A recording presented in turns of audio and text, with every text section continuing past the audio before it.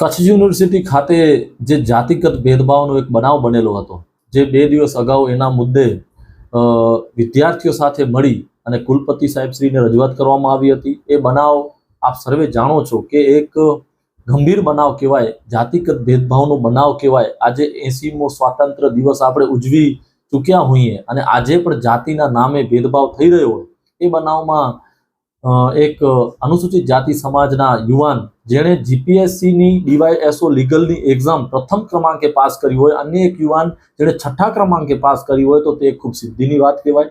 એ બંને યુવાનોના ફોટા લાઇબ્રેરીમાં નોટિસ બોર્ડ ઉપર લાગેલા હોય, જે આ મેનેજમેન્ટે ન લગાવ્યા એક જાતિગત ભેદભાવના લીધે, પણ અન્ય 2 અનુસૂચિત જાતિના વિદ્યાર્થીઓએ લગાવ્યા.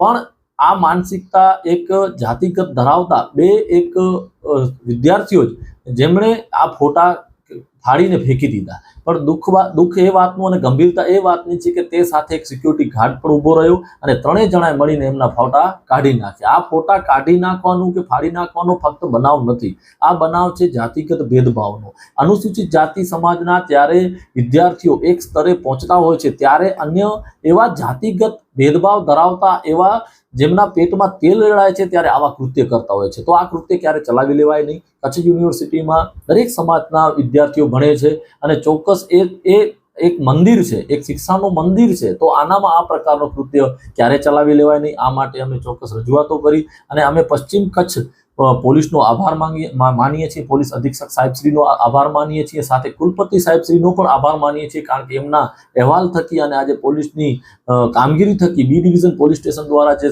પ્રખર તપાસ કરીને કામગીરી કરી એનો પણ આભાર માનીએ છીએ. અને અમારી સાથે જે જૂથ રહ્યું, જેની માંગ હતી કે ના આવો ભેદભાવ ન ચાલે, અને અમારી સાથે જે દરેક પત્રકાર મિત્રો જોડાયા, દરેકનો અમે આભાર માનીએ છીએ, કારણ કે આ જીત એક ભેદભાવની વિરુદ્ધમાં હતી, સત્યની જીત હતી. અને જે જાતિગત ભેદભાવ છે ત્યારે તે કદાપી ચલાવી લેવાય નહીં, એના બાબતે આ જીત હતી. એના બદલ સર્વેનો અમે આભાર માનીએ છીએ.